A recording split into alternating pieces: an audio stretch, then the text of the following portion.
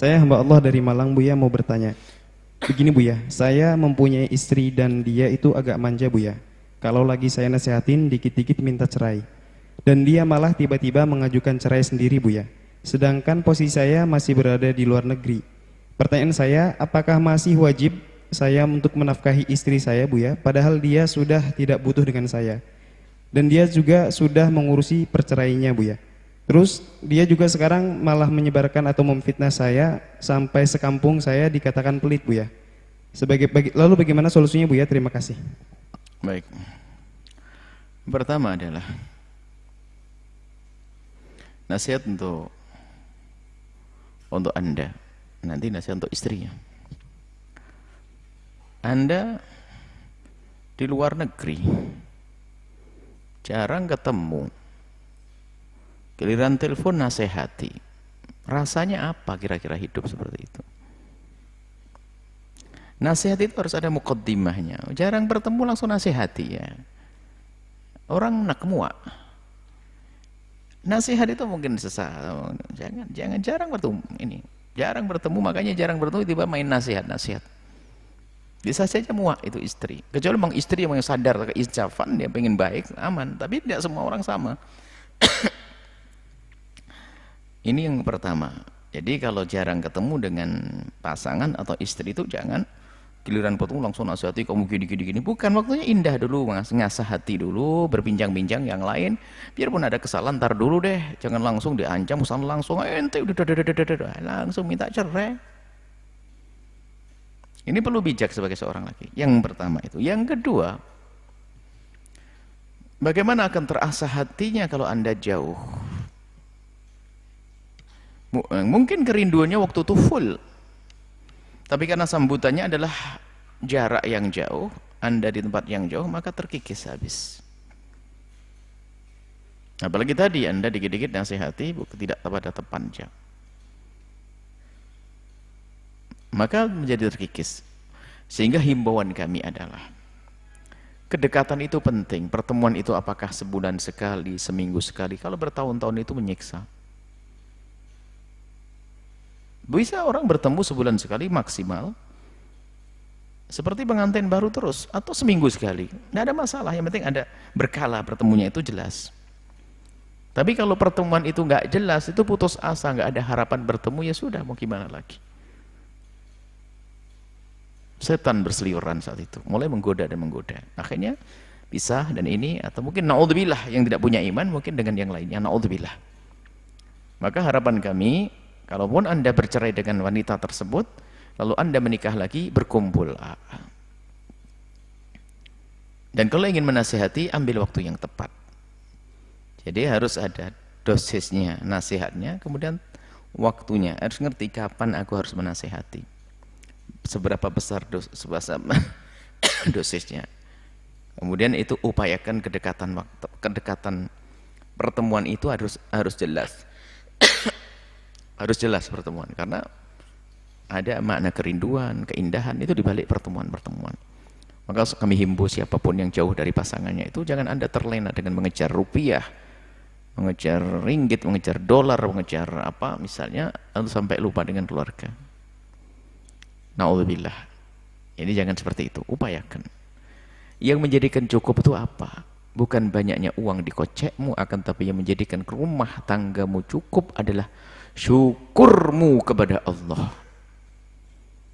Yang menjadikan tersiksa tamakmu, biarpun punya banyak barang, banyak kekayaan seperti orang fakir. Yang menjadikan cukup di rumahmu adalah syukurmu, namanya qanaah. Nah, tapi orang dikuasai dengan ketamaan, harus punya rumah seperti tetangga, punya kendaraan, wah akhirnya apa, ngutang-ngutang, gara-gara ngutang bingung gak bisa bayar, pergi ke luar negeri.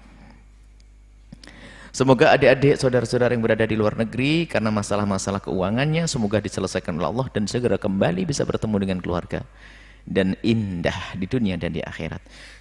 Kemudian untuk istri, kalau dinasihati, pandanglah, terima nasihat itu sebagai bentuk makna kasih sayang. Cuman tidak semua wanita bisa menerima ini. Nasihat yang banyak berhujjah kalau nasihati. Maka jadilah wanita yang istimewa. Di saat dinasihati oleh suamimu, jadikan itu adalah hadiah yang istimewa. Sambutlah dengan penuh kecintaan. Cuman ini tidak mudah. Tidak tahu berapa persen wanita yang bisa nerima ini dengan benar. Kadang-kadang kalau jangan diingatkan sama suami itu beralasan. Iya, sesaat dia alasannya lagi hamil, menjelang haid, ini semuanya. Waduh, banyak alasan. Maka biasakanlah. Selagi itu nasihat dari suamimu, itu adalah makna kasih sayang. Ya, jangan gara-gara Buya ngomong kayak tadi itu, ya mestinya kan kayak Buya tadi ngasih tahu, pakai mukaddimah kayak mesra dulu atau langsung nasihati. Ya nggak ada masalah, terima nasihatnya. Mesranya nanti mungkin. Cuman tadi kan nasihat buat suami. Jadi kalau istri dinasihati, suami dengar dengan baik seksama, itu akan menggugah hatinya. Tapi tidak gampang membantah alasan, tiba-tiba diem, tapi kemudian diamnya diem ngedumel dia, diem ngedongkol dia. Ya, sudah cukup. Kasih. Itu nggak enak nasihat begitu tuh. Terima kasih bang, masya Allah. Peluk di ini, masya Allah. Itu. Jadi biasakan seperti itu. Nah, kalau jawabannya indah semacam itu, lihat kedepannya itu sang suami itu kalau nasihati pasti mencari cara yang lebih indah lagi. Karena apa? Disambut dengan keindahan. Tapi kalau nasihatnya disambut dengan cemberut dan sebagainya, muncul dendam dan merasa diremehkan. Akhirnya apa? Tidak pernah berpikir bagaimana dia nasihati yang benar. Maunya adalah melampiaskan emosinya. Jadi kepada para wanita, kalau diingatkan, sama sebenarnya kaum pria pun juga kalau diingatkan oleh istri, jangan emosi dong. Peringatan itu adalah bentuk kasih sayang, kenapa kita harus marah? Seperti itu. Ini perlu ketawaduan. Semoga tadi yang bertanya adalah segera indah rumah tangganya. Kemudian pertanyaannya, apakah wajib memberi nafkah? Kalau memang istrinya adalah termasuk orang yang nuzus itu adalah nggak patuh dengan suaminya, nggak perlu ngasih nafkah. Cuman ini bukan tidak patuh, andanya yang pergi kok. Andanya yang pergi, bukan dia tidak mau Anda ajak hubungan dan sebagainya. Jadi selagi Anda yang meninggalkannya, maka Anda wajib memberikan nafkah sampai terlepas dari Anda. Kalau tidak ingin beri nafkah, ya dicerai tadi, naudzubillah. Tapi jangan gampang main cerai. Selagi dia masih di bawah naungan Anda, istri Anda, maka Anda wajib memberi nafkah.